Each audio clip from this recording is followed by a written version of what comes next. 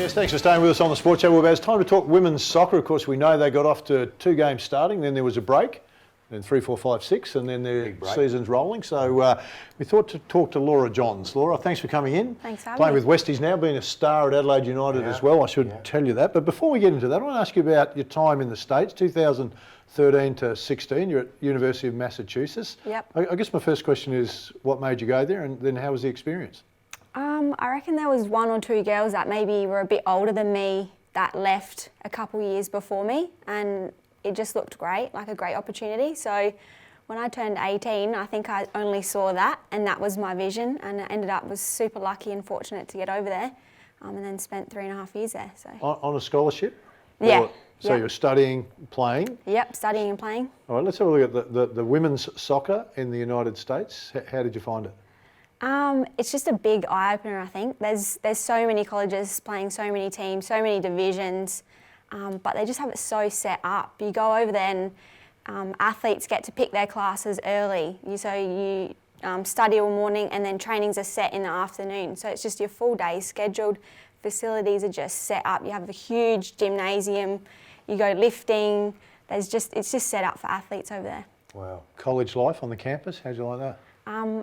Well, if you're referring to a bit of party life... No, I'm just asking you how it was. Did you say party life? Yeah. Yeah. I mean, I guess huge. I didn't really have too much of it. We would train every day, but we'd have a couple nights off in the spring. We definitely went out, but the college that I went to was essentially 30,000 students, 2 hours from Boston. So we didn't really have a club. We only had one bar that was in our town. Which was about the size of this room, so it wasn't too big. Normally the college life though, that the students are really supportive of their teams. Yeah. Did you find that through your time at Massachusetts? Yeah, they treat their athletes like kings and queens. Yeah. It's a good feeling as an athlete, I think, particularly as a female athlete coming from Australia too. It's great. I have to ask you this. You're studying a Bachelor of Clinical Exercise Physiology. Yes. Something that I looked at briefly. What is that? What are you studying? And how did it come about? You didn't go just pick that out of nowhere. Just before you answer that, Laura, there's no way he even looked at that. He can barely say it. And she's doing a master's in it as well. I suppose you looked at that as well, did you? Well, I did go to university. You doing what? Well, I delivered a load of sand there in 1976. Tell me what that's all about. Tell me what is that all about? Yeah, so I finished my bachelor's in 2018. So I'm a qualified exercise physiologist. So I do that part-time. And what I do essentially there is I work at a rec centre and I work with people mainly under NDIS. So we do a bit of hydrotherapy, a bit of exercise to kind of make functionality better. Their daily life they find difficult. How can we implement exercise to get them to do better things in day-to-day stuff? That's kind of a bit of a rundown on that. And then, I'm doing my Masters by research, and I'm looking at mental health and wellbeing for police officers. Wow. At the moment. Okay. Oh, just in that space, we were talking about that before. We don't want to talk about tuck right now. We'll come back to that a bit later. Such a sad story. But mental health has become such a massive issue, probably in the last 5 or 6 years. I mean, it was always an issue, but the door seems to be open now in sport. Are you finding that with your study as well? I don't look too much in terms of mental health in sport. Yeah. But I think in terms of the space of first responders, there's limited data. So I'm in a space where I'm providing things that will then hopefully make their workplace better in terms of mental health. In terms of the sport space, I think women's sport and the teams that I've been in, they're really inclusive and understanding of mental health. We're social butterflies, we love to talk, so we usually know what's going on and we've always got each other's back, I think. All right, let's talk about your sport, your time with Adelaide United. You came in early, 2012 to 13, then obviously you had your time in the States, came back and played right through up until last year. Yeah. So pretty much one club, one team for you. How was the experience with Adelaide?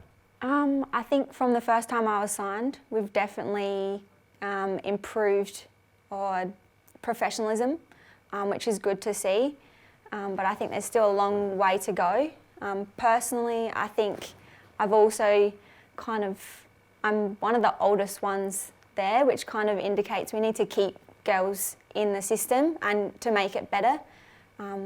So I'm happy to be there, and I think Adelaide United are great, and I'm still glad to be ticking along.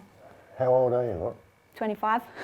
One of the oldest One ones. of the oldest ones, yeah. Yeah. I was going to ask you, you had a couple of games before COVID struck and whatever, you had a massive gap. Now you look like you missed the pre-season, you've stacked on a bit of weight there. But it must be a real tough time for the players who've got themselves into a position where they are fit enough to play, and then you get that massive break.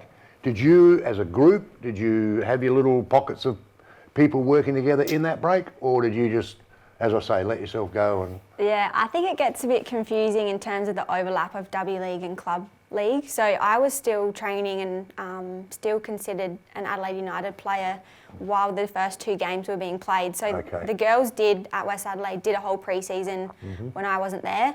And then obviously new club, so I hadn't really met a lot of the girls in a training setting yet. And then I had a 2-week, we have a bit of a mandatory 2-week break. So I went out to games and watched them, but then obviously COVID hit and it was a bit more uncertainty whether we were going to go back. So we have a good kind of staff team that gave us a couple programs, keeping fit. I think a lot of girls do their own gym-based stuff.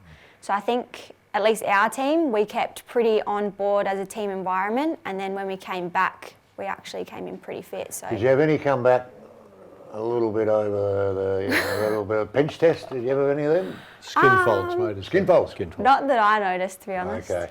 Hey Laura, really appreciate it. Good luck with Westies and the rest of the season. Hopefully the season stays Yeah, on track and exactly COVID right. keeps away from us. Women's soccer is a great sport. Should get down and support West Adelaide and go and see Laura play. Stay with us. Still plenty to come.